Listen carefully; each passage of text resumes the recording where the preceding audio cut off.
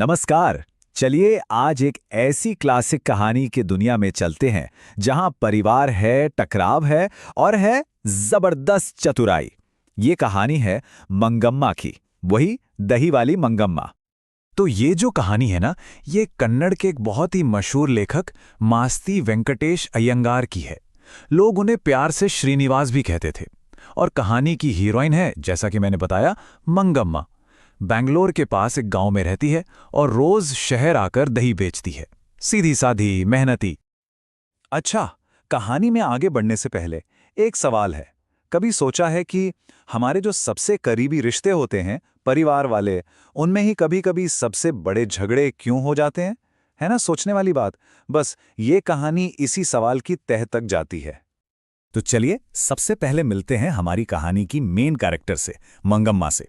और हाँ, वो सिर्फ दही बेचने वाली नहीं है, वो अपने आप में स्वाभिमान और आत्मनिर्भरता की एक जीती जागती मिसाल है। तो कौन है ये मंगम्मा?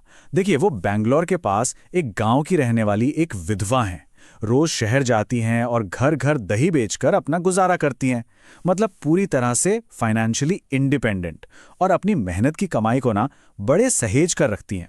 अपने बेटे और बहू, जिसका नाम नंजम्मा है, उनके साथ रहती हैं। और हाँ, अपने पोते में तो उनकी जान बसती है। सब कुछ ठीक चल रहा था, लेकिन अब कहानी में आता है एक मोड़। एक छोटा सा झगड़ा, वो भी पोते को लेकर, कैसे एक पूरे परिवार में फूट डाल देता है। चलिए देखते हैं।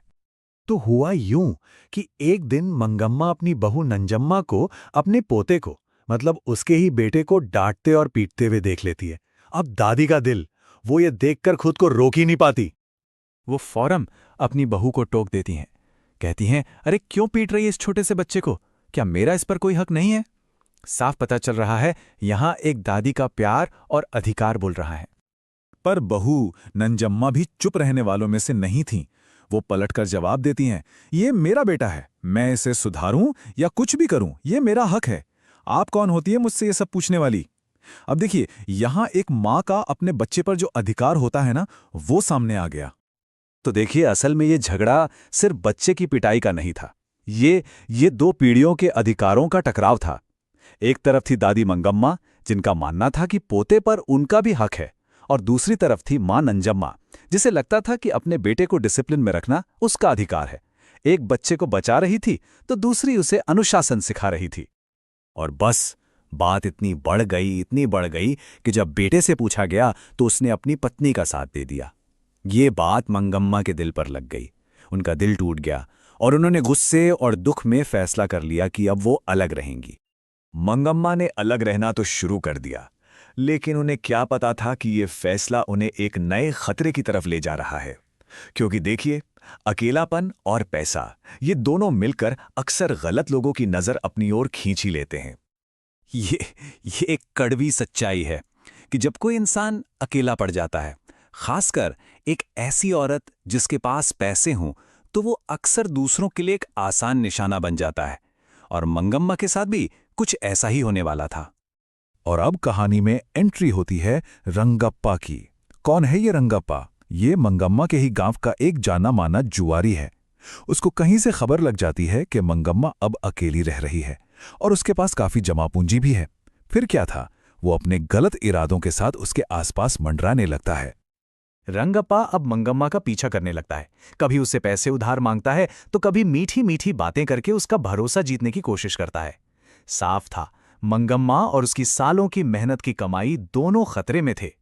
लेकिन अब कहानी एक ऐसा मोड़ लेती है जहां गुस्सा या अभिमान नहीं, बल्कि समझदारी और सूझबूझ काम आती है।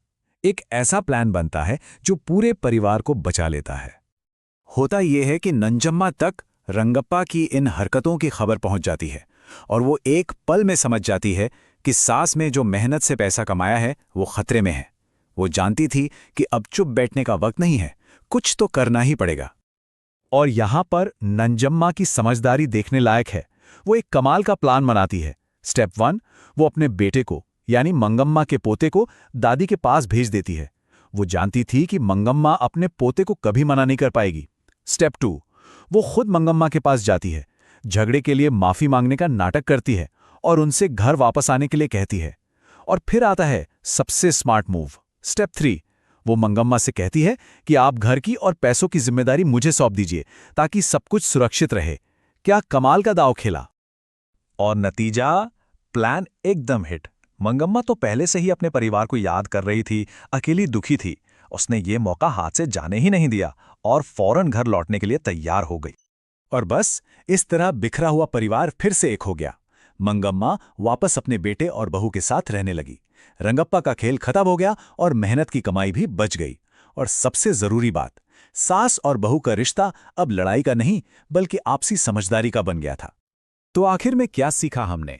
इस कहानी में जीत ना तो गुस्से की हुई, ना ही झूठे स्वाभिमान की।